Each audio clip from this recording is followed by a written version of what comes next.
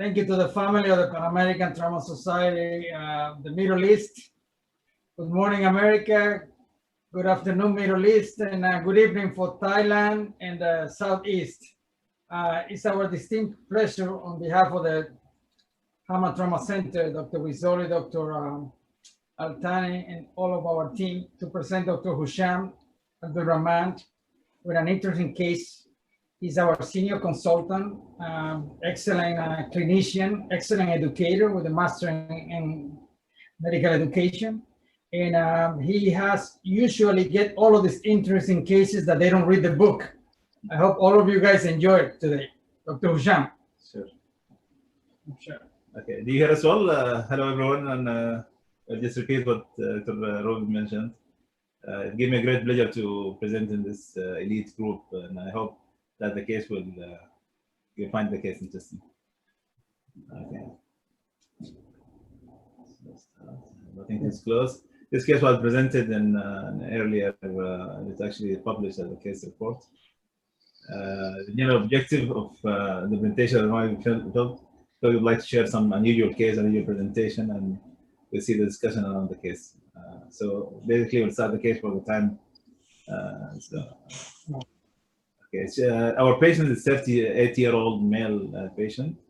He's a worker in basically a cylinder industry, and was trying to dismantle a gas cylinder, which he thought it was empty. In reality, it wasn't. So when he dismantled it, sudden high pressure release has happened.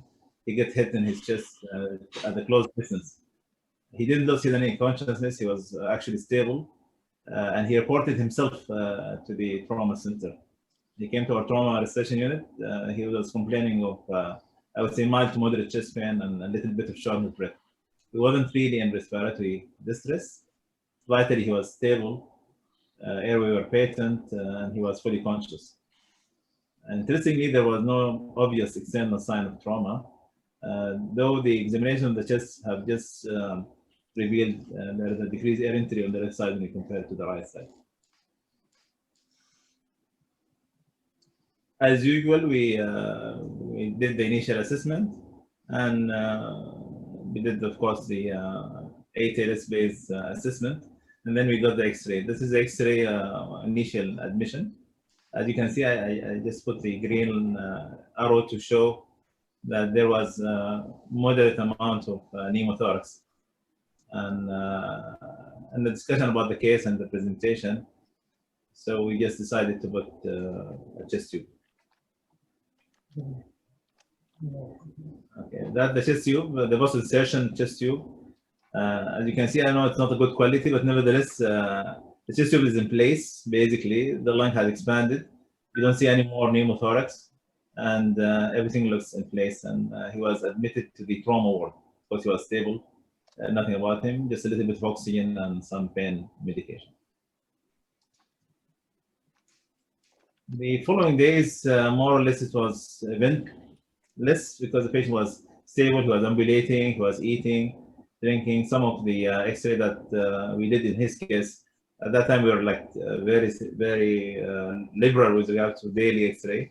It just showed that the lung remained expanded, though we started to notice that the left costa spring angle is like veiling out, and in the following days the chest tube output started to change. Initially there was just air and then maybe a little bit serious, but then it had a sharp turn day 3 or 4 where we noticed I would say cloudy fluid coming through the chest tube. Patient himself, he remained stable. He's not febrile, nothing at all. We didn't really understand exactly what's going on, but we said, okay, let's observe him as far as he's stable. But nevertheless, we started him on empirical antibiotics, and we sent this fluid for culture. Waiting for the culture report, he remained the same, maybe just 1 or 2 X-rays to show. What do you think? Can we start the discussion? Gary, you can take over now. What do you do next? Okay, very good. Start with Dr. Alex. Your comment, sir? Yes, good morning. So with, with blast injuries, with exposures, you worry about, the blast that basically kind of, throws somebody maybe against, a wall or something. Then you worry about shrapnel. then, the shock wave with, with pressure, that may affect, your hollow viscous organs. So, with that type of output from the, from the drain and the color, that, kind of makes me worry with the shock given to the chest or maybe even upper abdomen. If something else happens on the lines of maybe increased pressure and an injury to the esophagus, or some other hollow viscous, kind of the junction with the chest and abdomen.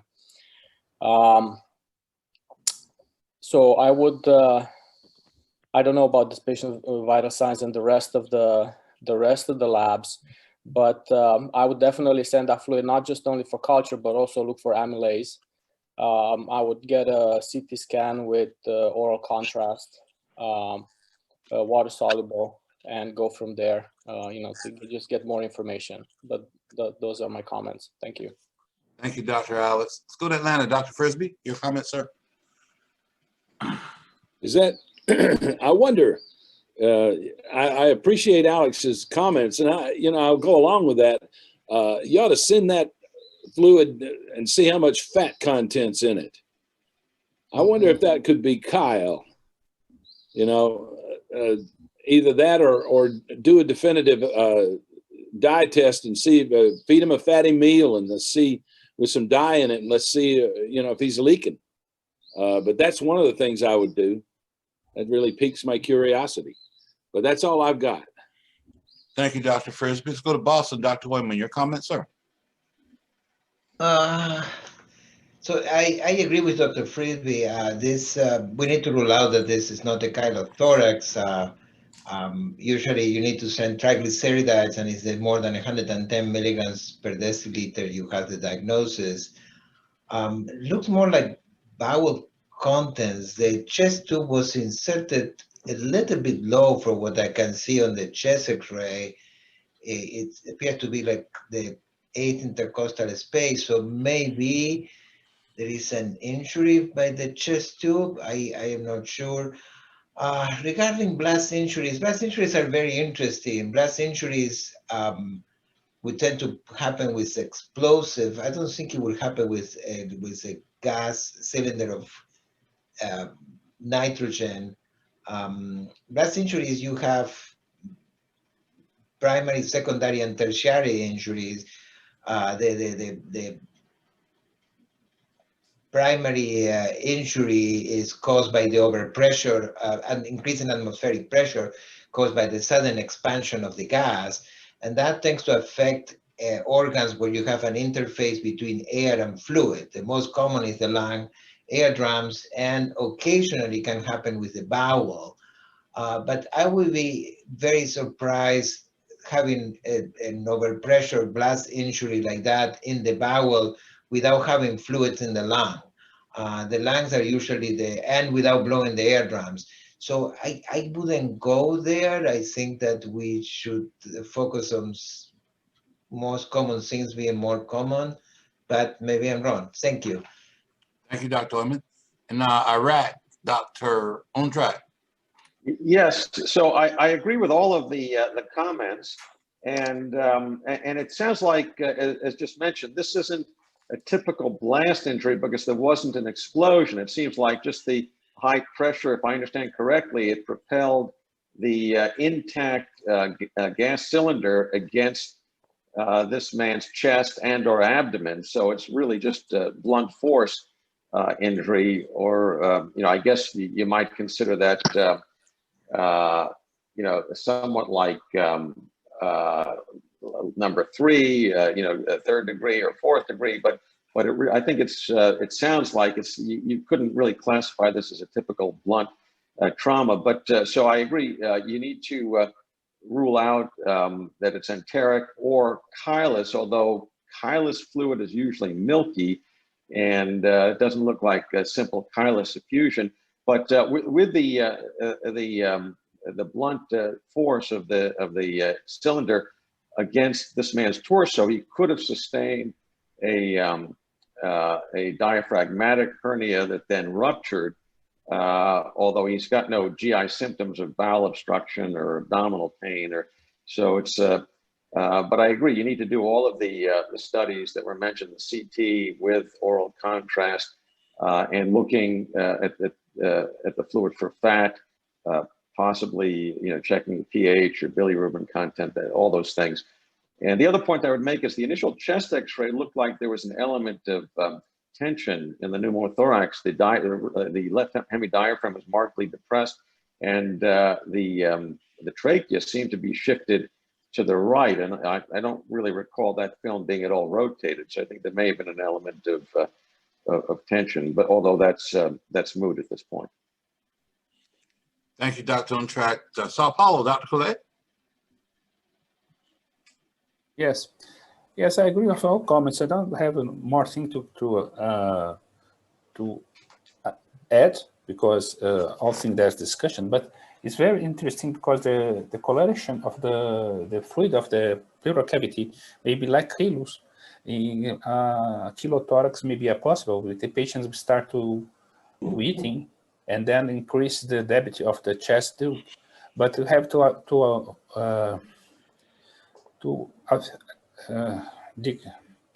find if there is not other injuries to the blast injuries. So I think these patients need to see evolution of the fluid, study of the fluid of the chest, and maybe sometime a CT scan.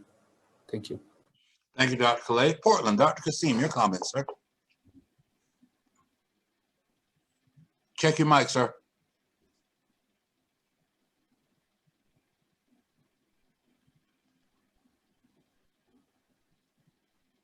Okay, you're still muted, Dr. Kasim. Okay, there we go. I'm sorry. I think I agree with my colleague from Iraq. This is not truly a blast injury because the cylinder is still intact, and it was the cylinder that probably caused a blunt trauma to his torso. If that being so, initially I thought this was Kyle, like Dr. Frisbee mentioned. And then I began to think that this may be the chest tube went in, and then several days later, you got to see all these gunky stuff coming into the chest tube. I was wondering if the diaphragm was ruptured and an entery content was pouring into the chest, and that's what you're seeing. And that could be easily take a drop of fluid and have a look at it to see if there's any bacteria there. And next thing would be, I would do a CT scan as well. He looks very stable to me at this moment from the clinical examination. And like my colleague from Boston said, there are 3 degrees of blast injury, and I like to add the 4th one, which is quaternary, other injuries, and this may be the other injury, the 4th one. So I'll stop there. I'm thinking more like viscous, which is leaking into the chest tube, although he's stable. Okay. Thank you, Dr. Kasim. Dr. Vallejo, your comments, please. Let's move from Dr. Vallejo to Dr. Rizzoli. Your comments, please. Dr. Rizzoli is part of the team.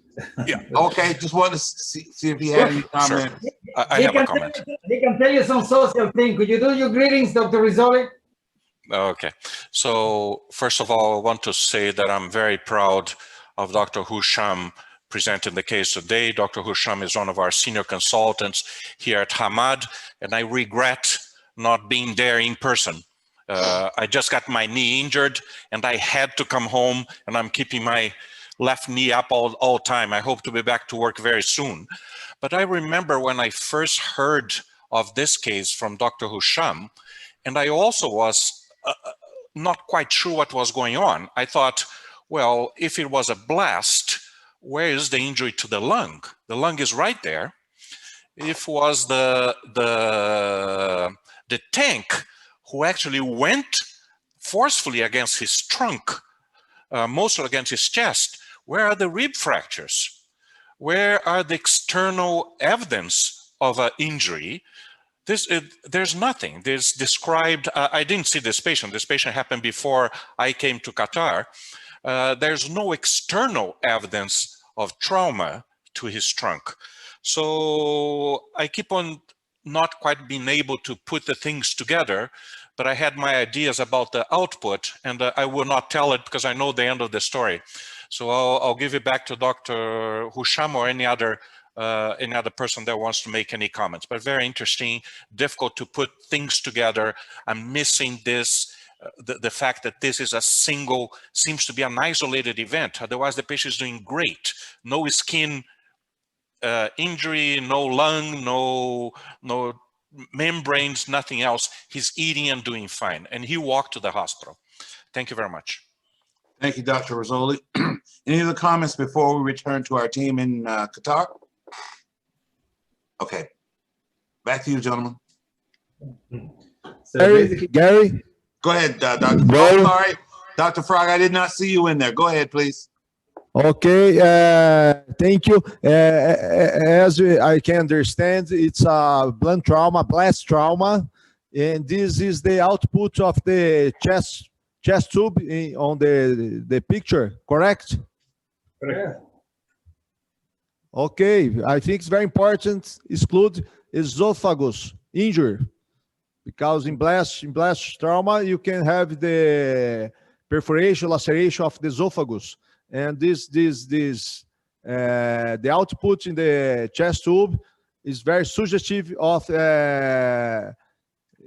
esophagus injury. So I think it's very important with CT to exclude this kind of injury after a blast trauma. Let's learn with the case. Thank you. So basically, we had a lot of discussion about the case, but clinically he was like doing very well. He was actually eating, drinking. There was no GI symptom. There was no fever. He was getting the ward all through, and that's why we were in dilemma actually. And nevertheless, we did not do a CT scan to be honest. But we said let's wait for the culture and the analysis. Maybe we'll find something. The culture came in 2 days while the drain continued. And culture showed, as you can see in the slide, there was mixed growth between aerobes and anaerobes, and there was an MRSA as well. So for us, we thought this is a clear case of left side emphysema, and we actually went to the OR directly. So we offered him a thoracotomy. So at thoracotomy, there was the usual thing. There's a lot of adhesions, fibrous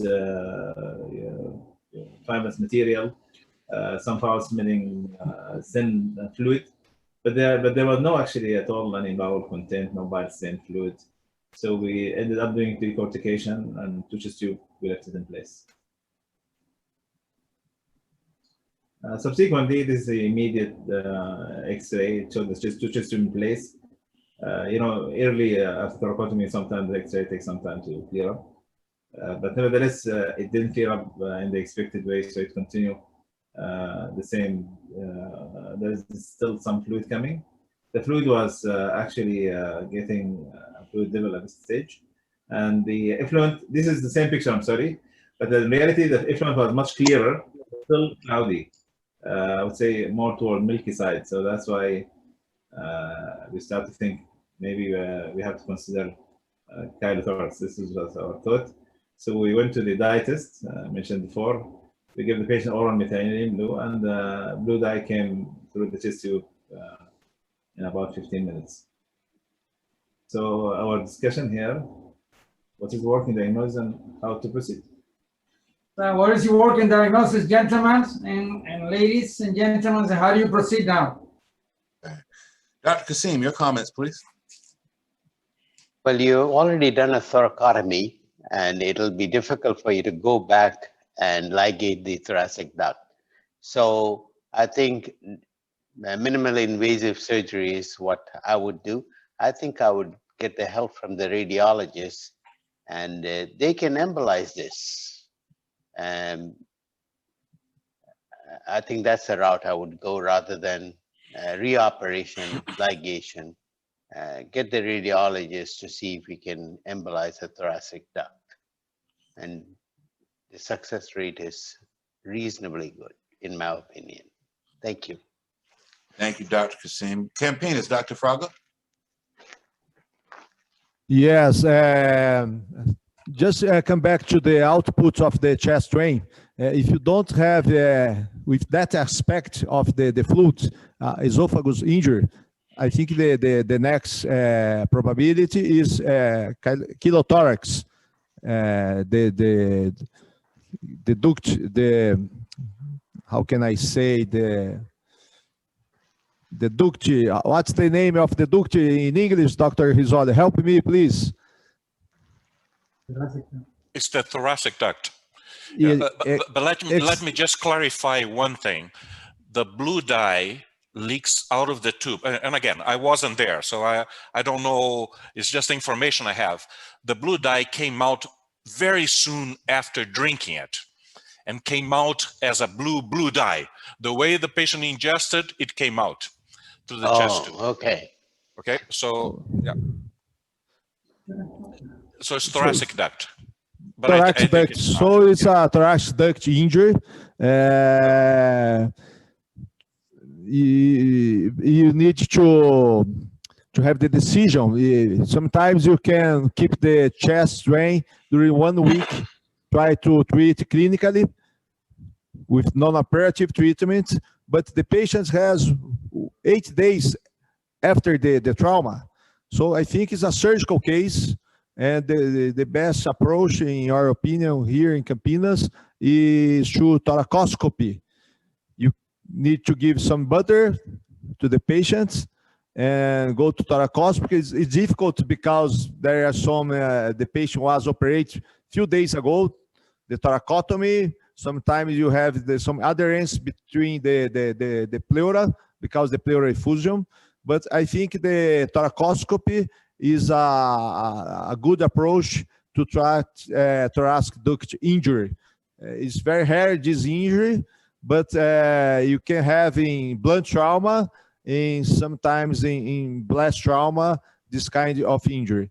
So I think after 8 days, you can think about surgical treatment and to ligate the thoracic duct. Next. All right. Thank you very much, sir.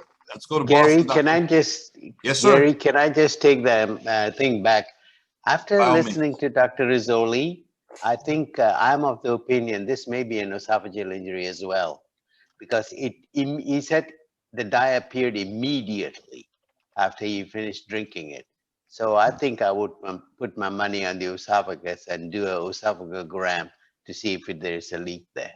Sorry. Hey, just let him swallow a little thin barium. Let's see where this thing's leaking, you know. Come on. All right. Very good. Let's see. We were at Boston. Dr. Wyman. Yeah. I would like to know why you decided to do an anterolateral thoracotomy instead of a posterolateral, which will give much better exposure. And also, was any chemistry done on the fluid before doing the thoracotomy? Because if you do an amylase and it's very high, the diagnosis of esophageal injury is kind of there. If it's, I don't know, the 300 range, it could come from the lung. The lung is one of the tissues that can produce amylase, but the salivary amylase will be very high if it's esophageal injury. If the triglycerides are high, you have the diagnosis of thoracic duct injury, and based on those two, you know what approach, but it will be also a posterolateral thoracotomy, because you will not be able to reach with an anterolateral thoracotomy any of those two structures in order to either repair or ligate them. So now, so far out, I agree with Dr. Fritzby and Dr. Risoli. You need to make a diagnosis, know where the leak is and what type of leak it is. But I would have tried to do that before doing the first surgery, particularly in a patient who is hemodynamically stable. I don't have anything else to add. Thank you. Thank you, Dr. Lemon. Excuse me. Sao Paulo, Dr. Calais, your comments, please. Yes, I agree with all comments because if you said the patient swallow milky blue and this go quickly to the chest, this may be esophageal injury. Sometimes the injury, treatment of the injuries or the fistula of the injuries when they treated by a chest tube, which is a fistula. So if there is a fistula, I have to make a study of the esophagus. I think I have a question. If before the thoracotomy, you make a CT scan of the chest of the patient or not? We only go to the thoracotomy because sometimes patients is really stable.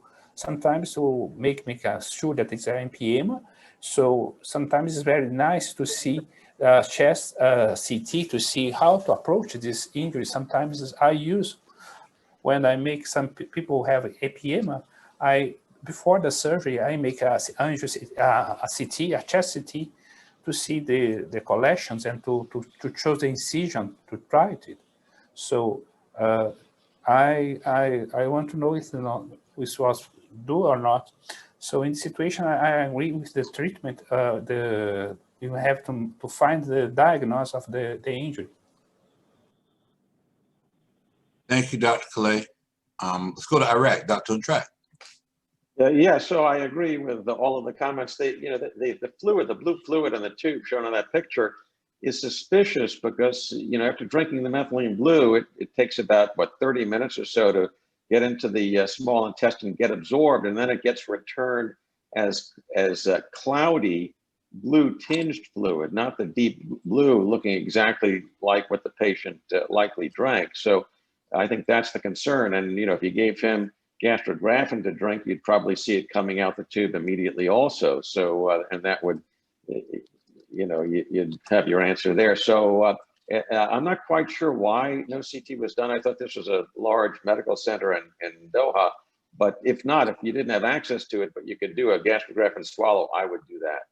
And to make the diagnosis. If it were a chylous pleural effusion with the patient doing well, in this case, you can manage him on TPN. Sometimes they'll close just by putting the gut at rest and shutting off the flow of lymph through the thoracic duct. And so that's another option. But I think really it's important to rule out esophageal rupture. And even if it is an esophageal rupture or a fistula, because he's doing well, you could give it some time for the fistula to mature. And I suppose if it's a small fistula based on contrast studies, it might even close with the TPN and putting the gut at rest. But you need to really clarify whether it's really the thoracic duct, which I think it isn't, or an esophageal injury. Thank you, Dr. Untrat. Atlanta, Dr. Frisby, your comments, please. Well, I appreciate all the comments. I think that's true. I think just give him a little thin barium, cut the barium 50-50 and let him swallow a little bit and see, see what the result is. That's the easiest thing to do. And I appreciate Umtrek's comments. That's true. It's supposed to be blue tinged, not just, not look like the ocean. So at this point, you've probably got a leak somewhere in the esophagus, but that's my only comment. Thank you, Dr. Frisby. Philadelphia, Dr. Alex, your comment, sir. Well, I think we still don't have a diagnosis. I agree with what has been said. The fact that the blue dye is just pouring out of the chest tube as soon as you swallow it, that would be more indicative of esophageal or GI tract injury, which may have not have been obvious immediately, maybe present in the form of a contusion, a small leak, and then at the thoracotomy for presumed leak, this was not visualized because it may be sealed off. If if an amylase would have been checked, that would have helped. So I'm not sure if that's still pending. But as my previous comments were, I would get a study with contrast to look at the esophagus. Thank you. Thank you, Dr. Alex. Dr. Rizzoli, will you be weighing in on this before we return to the presenters? I'll keep my comments to myself. Thank you for now, Gary. Thank you. Okay, excellent. Thank you. Gary, Dr. Bertotto from Campinas, some comments. Yes, sir, please. We are discussing the case here with the residents and the medical students. So if the patients immediately after drink the blue, you have the blue in the chest tube, so it's a esophageal leak. But when I start the discussion, I think it was very important before the surgical treatment, investigate the esophagus. It's very rare the esophageal injury in blunt trauma, but sometimes you have cases after blast injury if you can have a esophagus laceration. And so, in your opinion, should be investigated before the first surgery. When you have the access on the left anterolateral thoracotomy, you cannot expose the esophagus. So it's mandatory have endoscopy before the surgery or during the surgery to exclude esophageal injury. So let's go with the case. Dr. Bertotto asked me to translate. Sorry about my English is not so good, but I think you understood what I told. Thank you. Yes, sir. I think it was very clear.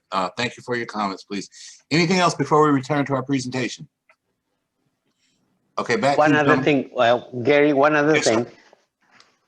A patient with an esophageal injury does not behave like this. You know, he'll be septic. And so it doesn't jive. Something is wrong here. Thank you. Thank you, Dr. Yes, Cassidy. yes, it doesn't behave like that. I totally agree with that. And you know, who knows? Maybe he has the thoracic duct injured too, and then he's leaking both. And maybe there is some immunology that goes with it from all the chyle and the antibodies that are helping. I don't know what to say. It's kind of interesting. All right. Thank you, Dr. Alex. Okay, let's return to our presentation, gentlemen. Sure, if I may.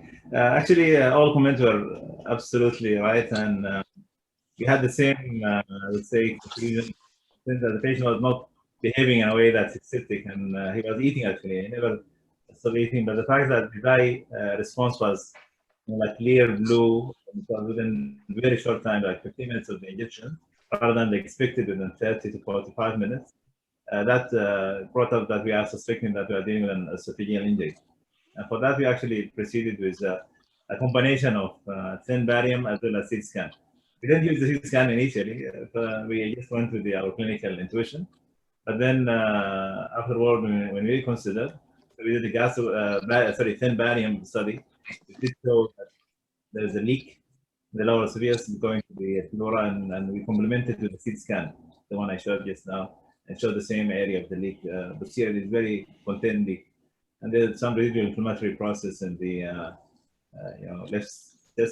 the chest tube of the surgery is still there. So it more or less was contained for our thought, especially that the patient is not septic. All this time, he never been in ICU, by the way. He all the time was in the ward, and he never been sick as such, I mean. So now we have a confirmed esophageal injury, and it's leaking, it's not actually contained. So our discussion question is what to do now? What are our options? Dr. Untrak, Iraq, your comments, please. Well, you know, as I mentioned before, because he you know, as everyone said, he doesn't, he's not septic. He appears to be doing well. He's otherwise asymptomatic. So as long as the leak is well drained, and it looks like you have a collection posteriorly that's not well drained by the chest tube. So, but if it could be well drained and you can put him on TPN, because this is kind of, you know, it's an esophageal leak, but it's kind of different from a typical leak. And he's now, more than 2 weeks out from the injury. I suppose you could give him a trial of TPN, nothing by mouth, and then see if the leak will close. But the collection has to be well drained, and I don't know if you're able to do that because of all the surgery, and you know, and if if to get it well drained, you have to reoperate anyway, then it might be better to just go ahead and repair the esophagus, find it and, you know, suture it and wrap it with intercostal muscle and get it repaired. But if you're confident that it's well drained enough, I would give him a trial of TPN. Thank you, Dr. Untrat. Back to Philadelphia, Dr. Alex. So at this point, if the patient is not septic and you know, you have to, you know, control that leak somehow. One option would be placement of an esophageal stent. If you feel like clinically this is not something concerning that I need to go back through the, you know, thoracotomy, and that may help. It doesn't look like it's leaking a lot, but enough. So I would say one option is the stent. So I would try that if that's available. And then have maybe IR drain the rest of the, or maybe even put another chest tube, have IR drain the rest of the undrained collection. If you wouldn't have had a thoracotomy and just get this with the initial workup, then a left anterolateral thoracotomy with repair, you know, control the contamination, do an intercostal flap to reinforce the repair, and provide feeding access with an NG tube and leave chest tubes in place. So, but right now, I think I'll go with the stent. Thank you. Thank you, Dr. Alex. Dr. Calais, Sao Paulo, your comments, please. I agree with the comments. At the moment, the patient is stable. The fistula is small, can be small.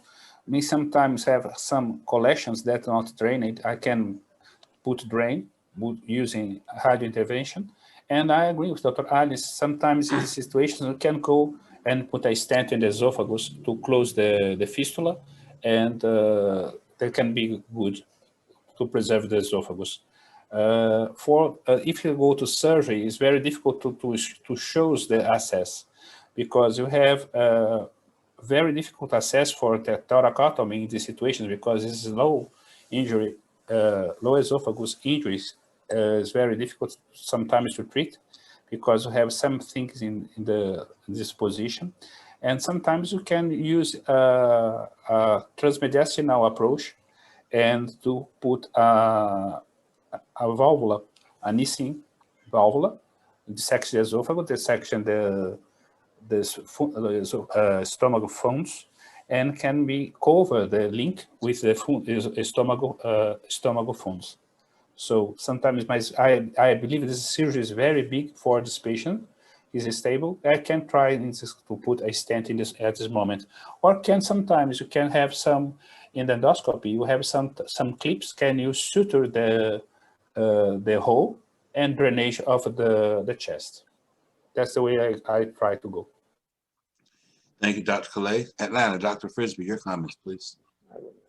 Well, I appreciate all the comments. I don't do much esophageal work, but Alex, you're going to find out how old I am when I tell you I don't know much about stents, especially in the esophagus. You know, 7 days out, that tissue is going to feel like tapioca. It's not going to be in any shape to be sutured and with the expectation of it holding. I don't care how much buttressing you put around it.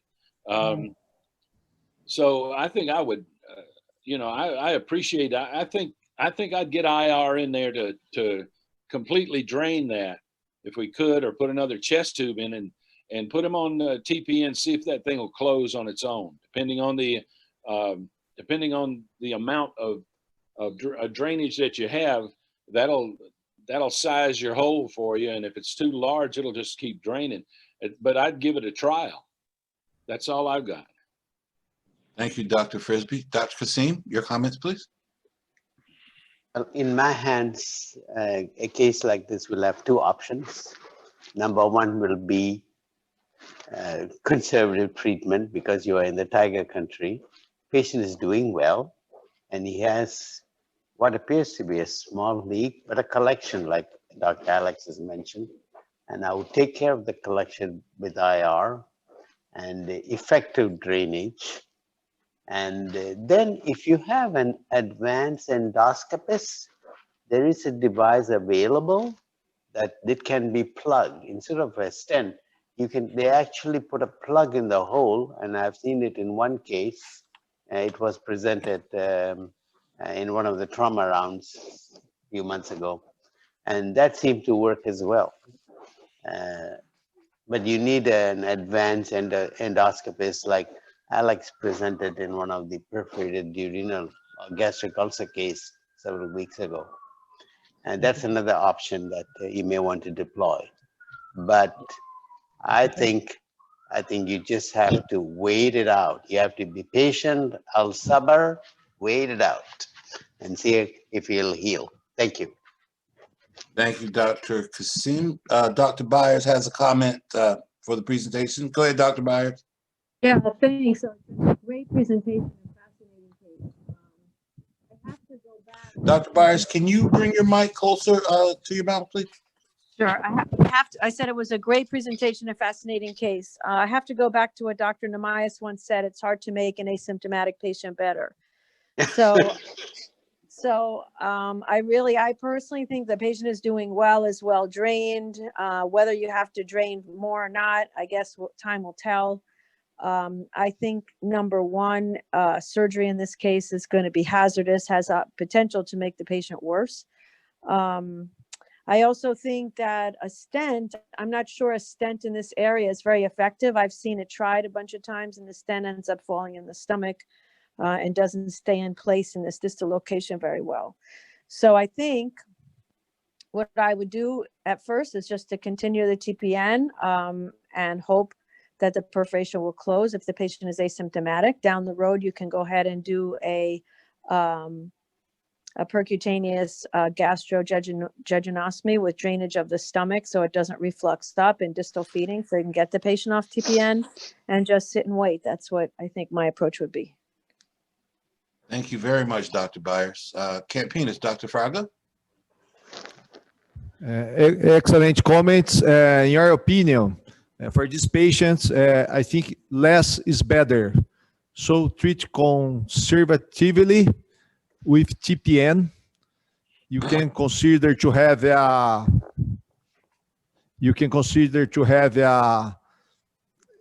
endoscopy gastrostomy, but I think it's not a good idea at this moment. You can do this later, but you can try to use a device. There's a device with negative pressure to use in esophagus leak. The surgeons who has large experience in bariatric surgery, so like the negative system with negative pressure, you can use this to treat esophagus leak. And the results, few cases in the literature, but it's very interesting because usually after 1-2 weeks, close the hole in the leak and you can treat conservatively this case. I think a surgical approach is very, very difficult. 2 weeks after the trauma, after thoracotomy, you have a impema in the chest. So what you do if you treat surgically? Suture the hole and anesthesia procedure is very difficult to do after 2 weeks. So in your opinion, try this device with negative pressure. Thank you. Thank you, Dr. Fraga. Let's go to Boston, Dr. Heumann. I don't have too much to add. Here we have good experience with esophageal stent, so we'll probably try to put an esophageal stent to control the leak. The cavity, the pleural cavity needs to be better drained because the leak would not close with an associated abscess. And definitely we would not do surgery 2 weeks after because the tissues are too friable. It's essentially impossible to put stitches there. But different from Ryder's experience, I don't know, maybe it's a different device. We see a lot of esophageal perforations and we have really very good results with the stenting. But I guess that's local variations of the treatment and maybe different equipment. Thank you. Thank you, Dr. Lehman. I believe everyone has had an opportunity to comment. Is there anyone who has additional comments before we continue? May I make one comment, Gary? Yes, sir, please. So I'll just say until here, this is a fascinating case because it's not clear whether the patient had a blast injury, whether the patient had a projectile, what caused him. This patient walked into the emergency department, into the trauma bay. What's unusual here in Qatar, no one walks to the trauma bay, and this gentleman walked to. Initial chest x-ray, just see a small pneumothorax. They put a chest tube. 3 days later, there's some gunk, as Dr. Kasim well described that fluid. And then they cultured that, and they found MRSA. They found Staphylococcus. And I think that that culture threw a spin ball into this complex case. Because from then on, my understanding, again, I wasn't involved in this case. It happened before I came here. He was treated initially as an empyema, ended up with a decortication and an evacuation of an empyema operatively. And then the case doesn't solve, and now the patient is found to have a leak from the esophagus. I agree completely with Dr. Hoyman, with so many other ones that spoke earlier. This patient now is not eligible for surgery anymore. He does have a leaking esophagus. I would think of all the non-operative options for this patient.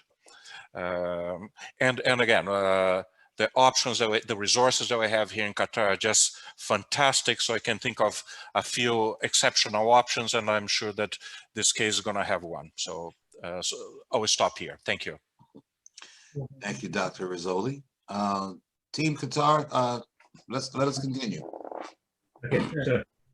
So basically, this was actually the exact discussion that took place when we discussed the case when we were updated with this information, and so that's why we elected to go to endoscopic option. And this is our GI endoscopy.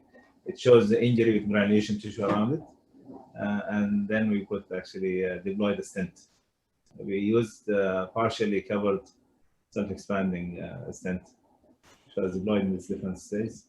And technically isolated the injury, but nevertheless, we saw the patient TBN. We kept him in NBO for some time. And for the reason that we understand very well the migration issue in this lower position, this was followed carefully in the following days. And of course, this is just an additional photo to show the post-stenting X-ray with the stent in place. And the endoscopic picture of the stent after the do you hear me all? So anyway, we sent the patient. We kept him MBO, of course, and we started on TBN. And we followed. We ran into one issue, small issue actually. The stent migrated partially, and that's why we had to go again.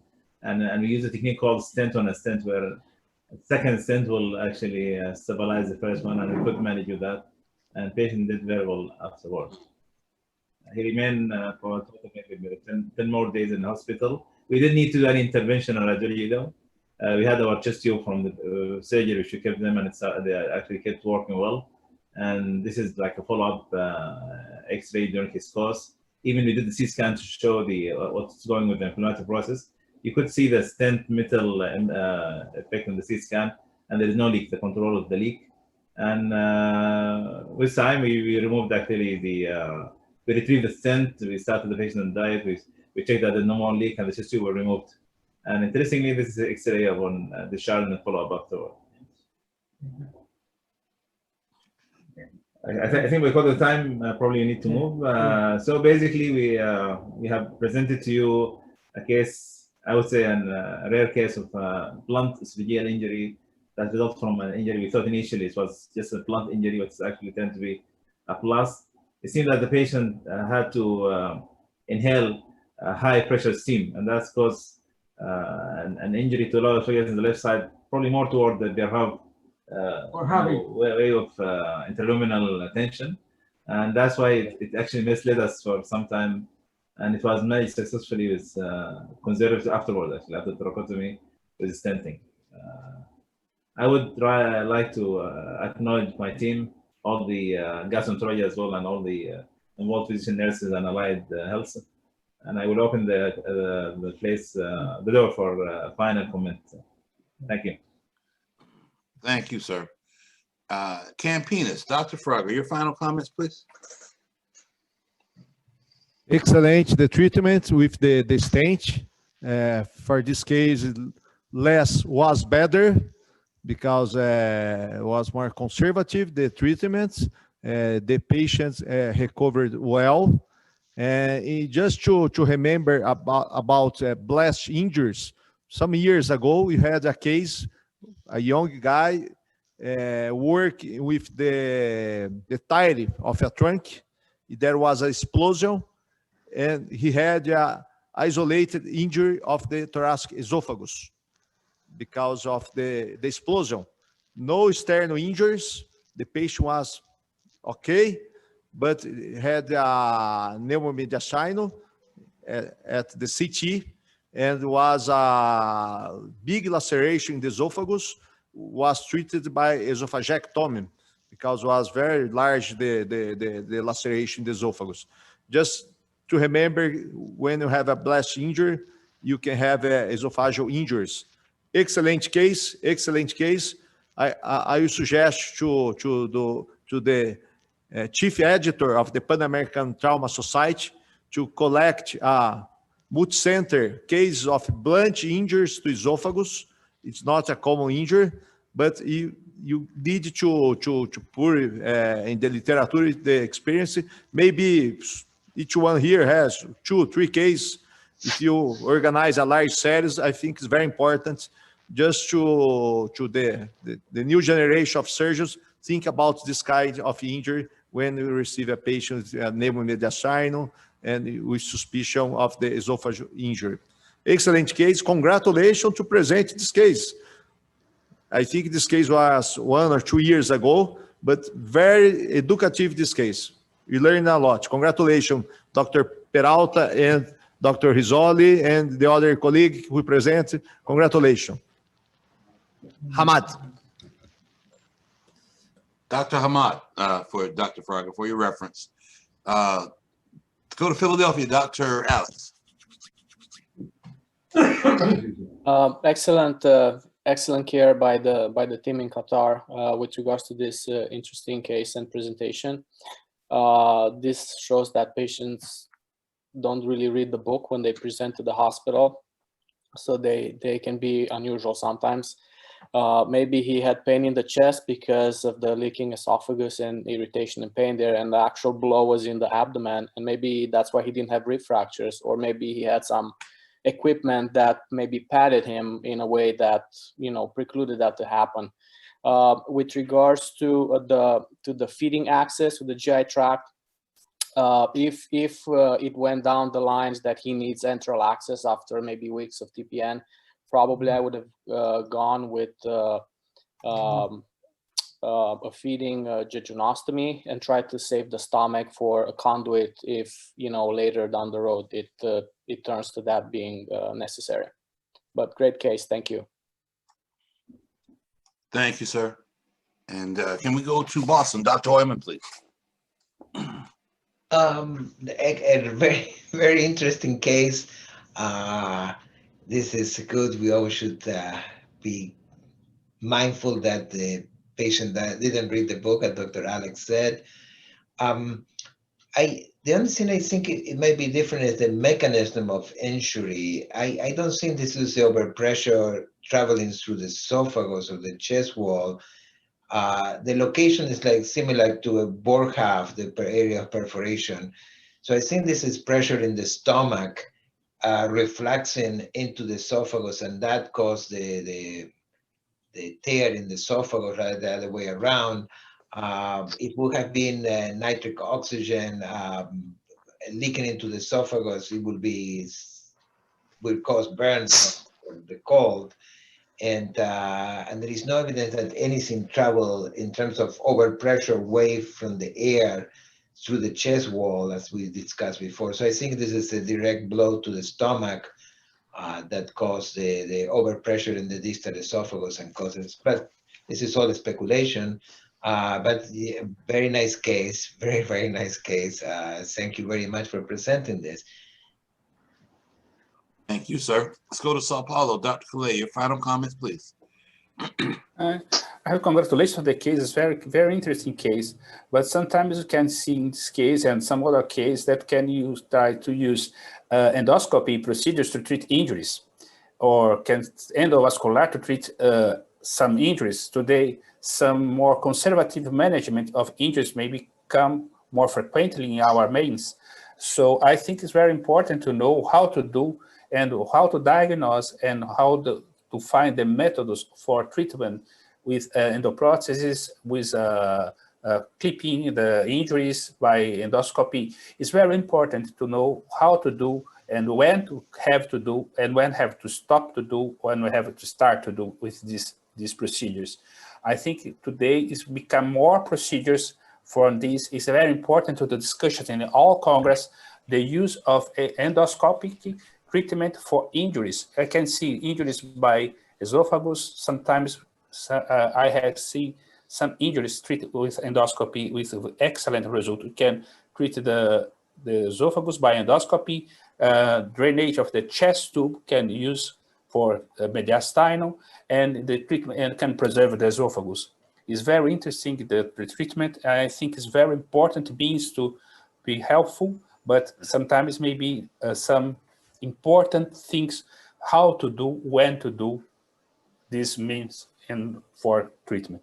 Thank you for the presentation. It's very nice presentation. Thank you, Dr. Calais. Let's go to Portland. Dr. Kassim, your final comments, please. As you can see, it is dark outside, cold, and it was very hard to get up at 5 in the morning in Portland, Oregon. But I'm so glad I got up to listen to this wonderful presentation from Team Doha and all the master surgeons who got up to teach me so many good things today. I thank you. Wonderful case. Thank you. Thank you, Dr. Kassim. Atlanta, Dr. Frisbee, your comments, please, your final comments. Well, it's bright sunshine here. But to tell you the truth, I really appreciate the learning experience. I will give a kudo to Dr. Beyer when she made the comment that esophageal stents that low down will slip right into the stomach. I think that's what happened. I think that's for your second stent. And the only other comment I have is with the esophagus is just to tread very lightly with this thing. Remember, the enemy of good is better. Don't try to do any better than good in this case. I really do appreciate the learning experience, though. Thank you very much. Thank you, Dr. Frisbee. Let's go all the way to Iraq. Dr. Untrack, your final comments, sir. Yes, it was a very instructive case, well handled. And looking at the X-ray post-stent placement, it looks like the leak was in the mid-esophagus, which is where the stent image. I have one question about the stent, if you can clarify. That's a metal, a wire mesh stent, so I assume it's a covered stent, is it? A covered stent? Okay, very good. So otherwise, right, okay, terrific, right, thank you. Thank you, Dr. Untrack. Dr. Rizzoli, your final comments, please. So I want to thank the Pan American Trauma Society, Dr. Antonio Marttos, for the privilege of the podium. I want to congratulate Dr. Husham for an excellent case, an excellent presentation, and also thank each one of the colleagues here who nicely shared their wisdom. It was a learning experience. Thank you very much for the input and for the opportunity on behalf of our group here in Qatar. Thank you. Thank you, Dr. By the way, let me just ask, is that, would the group be interested in putting together our isolated esophageal perforations? I would be glad to lead that process. So what I'll do, with your permission, I'll ask Dr. Marttos and Gary to give me your email. I'll send you an email on the side. If you have one or two cases and want to put it together on a series, I'll be very interested in following up Dr. Fraga's suggestion. Thank you very much. Okay, Dr. Rizzoli, I think we can facilitate getting the email to you, and then you can take it from there, if that's okay. I'll be turning over the floor to Dr. Marttos. Before I do, are there any other comments about the case? Gary, I just want to tell Dr. Utrecht that we have probably one of the most sophisticated trauma center here in Qatar with all the specialty, over $4 billion in equipment and a lot of expertise. But I think that one good point is when you're going to do a minimal invasive approach like endoscopy, you have to be prepared to do the migration, how to treat the migration of those stents. And I think our group did an incredible job regarding this issue. Thank you. Thank you, sir. So Dr. Marttos would like to make some closing comments on the case. Yeah, so I'd like to say thank you very much, Dr. Peralta, Dr. Rizzoli, our friends from Qatar for another amazing case. I'd like to say that this meeting has been going on for 10 years and it's amazing. You keep learning with each other, keep like having difficult cases and management and showing different ways to do the same thing, to treat the same patient in anywhere in the world. But I would like to challenge everybody during the next year to use this meeting to write papers, do exactly like this. Let's have multicentric studies, let's join data, and let's write. And a good way to do this would be at the Pan American Trauma Society and Critical Care Journal that Dr. Rizzoli is the editor-in-chief. So I'd like to invite you all and stimulate us all to publish more and to using this journal, the Pan American Society, to publish the data from our institutions. Dr. Rizzoli, thank you again. And Dr. Peralta, thank you as usual. Great case. Looking forward to see you guys next few days during the Pan American Society virtual meeting. Thank you. See you, Tony.